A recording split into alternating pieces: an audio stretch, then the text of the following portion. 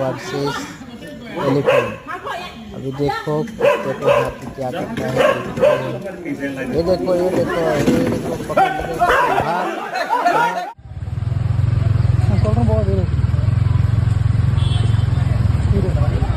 No யாரும் வருதுண்ணா வாண்ணா. No போனா இப்படி டக்கு போனா. போடா பொறுங்க போடா வெளியே வந்துட்டோம். போடா ஏய் போங்கடா. போடா தம்பி போடா.